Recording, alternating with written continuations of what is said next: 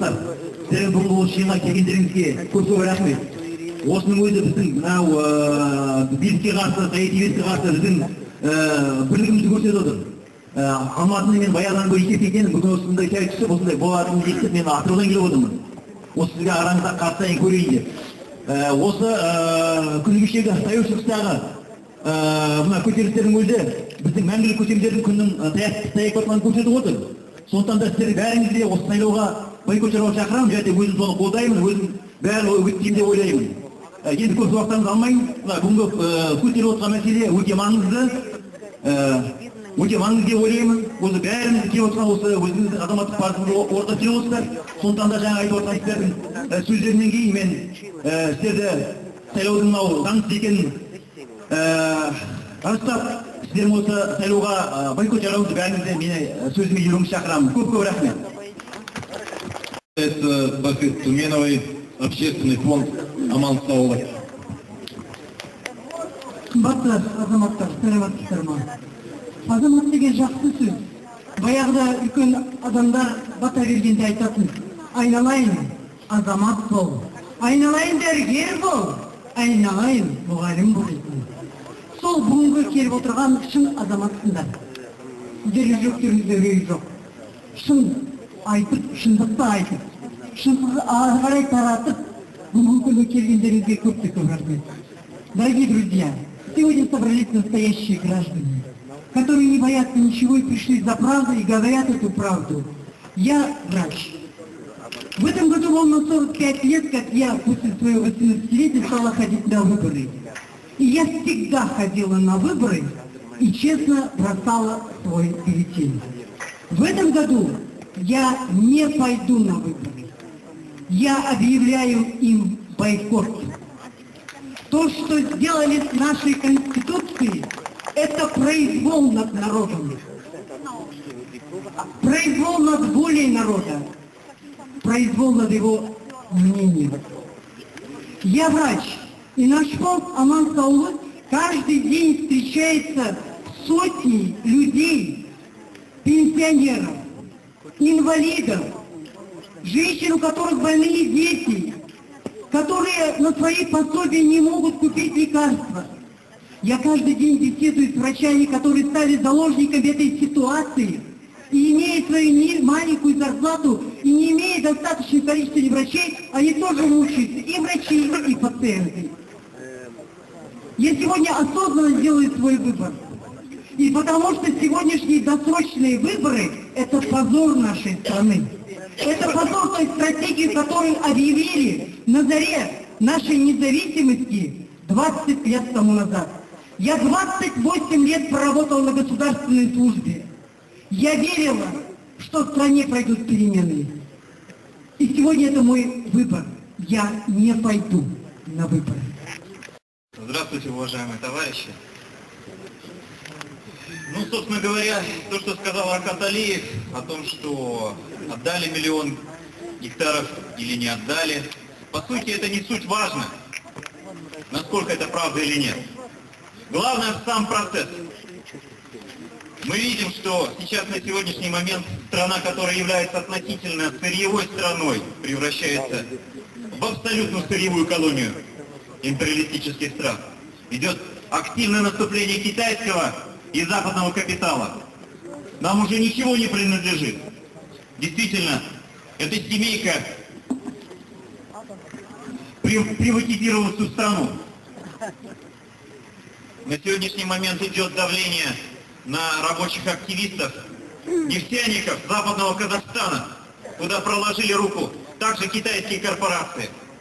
3 лидера независимого профсоюза Назарлык в прошлом году были уволены с Синписек Сюбермунайгаз только за то, что они выдвинули требования и вышли на забастовку по повышению заработной платы, чтобы сравнять заработную плату с заработной платой китайских работников.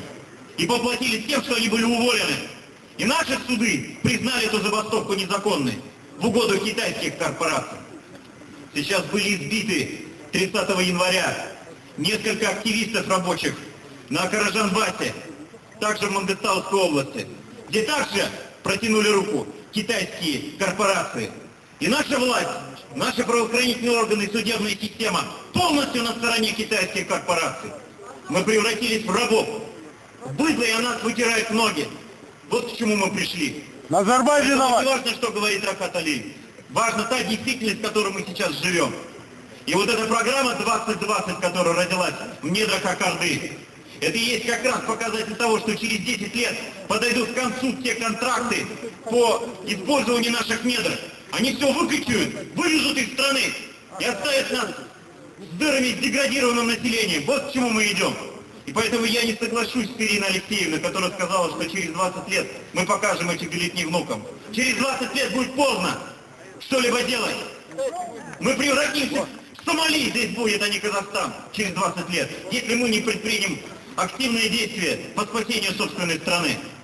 Сейчас правительство готовит новые сюрпризы после этих так называемых выборов. Работодатели лоббируют принятие поправок в трудовое законодательство, по которым хотят ввести 60-часовую рабочую неделю. Это 12 часов в день. То есть они возвращают нас обратно в 19 век. Хотят увеличить пенсионный возраст, выход женщин в 63 года, для мужчин в 68. Вот что готовит нам правительство и нынешний режим. Вот к чему мы движемся. Поэтому на сегодняшний момент может быть только два способа решения той ситуации, которая сложилась в нашем обществе. Первое – это полная национализация. Национализация под рабочим контролем тех месторождений и предприятий, горнодобывающей промышленности и главных отраслей страны, возврат их в руки государства. Правильно! Правильно! Правильно! Надо поддержать нефтяников Жанаузеня, надо поддержать рабочих, борющихся предприятий страны. По всей стране начинается новое рабочее движение, возникают новые очаги профсоюзов. Вот что мы должны поддержать. Мы должны поддержать социальное движение, которое также борется за свои права. Здесь сила. Под социальными лозунгами, под социальными требованиями мы победим. Наступает весна. Весна политическая. Пробуждение народов по всей стране. Мы видим, что произошло в арабских странах. Но эта арабская революция является прологом мировой революции. После арабов сейчас поднимаются народы совершенно других неарабских стран. И поэтому чем мы хуже? Народ Казахстана, тех арабов, которые поднялись за свои права. Мы должны вышвырнуть из страны Машкевичей, Кимов и всяких остальных виталов. Правильно! Правильно! Ура! Мы должны забрать эти 40% частных активов в так называемой национальной компании «Казмунайгаз», которая принадлежит среднему дядьку и китайцам, обратно в руки государства. И второй момент, самый важный. Я считаю, что если мы не поменяем политическую систему, всякие социальные декларации и реформы невозможны в стране. Второй момент.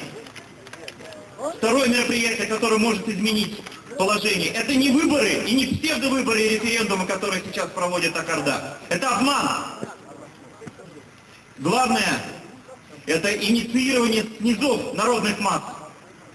В перспективе, я не знаю, когда это произойдет, но это будет рано или поздно. Это сбор учредительного собрания или курултая, как вы хотите это назовите. То есть снизов выбранные народные массы должны делегировать и провести общее демократическое собрание, которое и должно переустроить нашу политическую систему в стране. Только таким образом может появиться альтернатива этому режиму. Поэтому бойкот этим выборам. Не ходить на избирательные участки. Народ должен подняться с колен.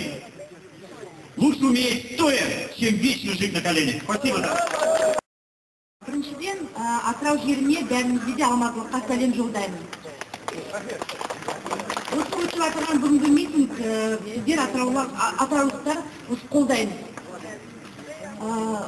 Уважаемые алматинцы, я часто приезжаю тогда в Алматы и говорю, что я из Атырау, я вижу, как на меня так восхищенно оборачиваются. Говорят, у вас нефть из кранов течет, и черную икру ложкой не едите. Поверьте, это в Атырау далеко не так.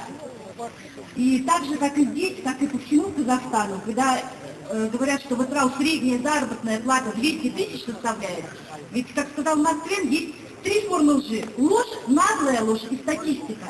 Когда берут самую высокую заработную плату в Атырауской области, которая почти под 1 миллион доходит, и берут самую низкую, которая 20 тысяч, вот она выходит, у нас средняя заработная плата в Атырау. Я юрист, я правозащитник. Вот, моим Кураном моя Библия. Я не хочу, чтобы Конституцию нашу кромсали, чтобы заповеди, которые я, как юрист, как любой гражданин, который мы должны соблюдать, чтобы его...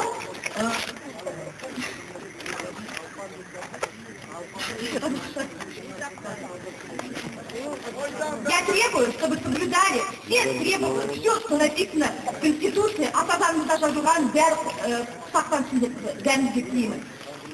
Бойкот выборов. Экономикалық проблемаға толы мемлекетке айналып кеткен. Соның бірі мен бүгінгі айтайын деп отырғаным мына борышкерлер мәселесіне тоқталғым келеді. Өйткені бұл мәселе айналып келгенде бұл проблема мыңдаған азаматтарымызды, мыңдаған қандастарымызды қайғы қасіретке әкеліп отыр. Енді біріңіз білсеңіз, біріңіз білмейтін шығарсыздар. Бізде нақты деректер бар. Мыңдаған адамдарымыз инсульт алып, инфаркт алып, инвалидке айналып отыр. Мыңдаған адамдарымыз, жүздеген адамдарымыз өз-өзіне қол жұмсап, өмірмен қоштасып кетті. Жақында ғана болған жағдай мінекей осы өткен айдың 3 күні, февральдың 3 күні, 20 жастағы жас бала қыршында кетті. Өзі жағы алдында шешесінен айырылған бала, жетім бала. Соны банк мойнына іліп қойып, қарызды төлесін деп, әлі өміргенлікке жағдай аяқ басқан жап-жасқа қыршын кетті баламыз. Сондықтан өткенде біз мәлімдеме жасағанбыз. Енді елімізде осыдан былай ары қарай тағы да осындай өлімге әкелетін болса, мемлекет оның ішінде жағы үкіметіміз билік сол үшін жауапты болады. Бүткіл республикада шеру ұйымдастырамыз деген сондай мәлімдеме жасады. Қазір мінекей осындай байлықтың үстінде отырып, действительно мінекей осындай жағдайға душар болып отырмыз. Сондықтан осы жақында ғана жаңадан шығып, мінекей осы сайлау өткеннен кейін көп ұзамай 14 апрельден бастап жеке сот орындаушыларын заңдастырып жатыр.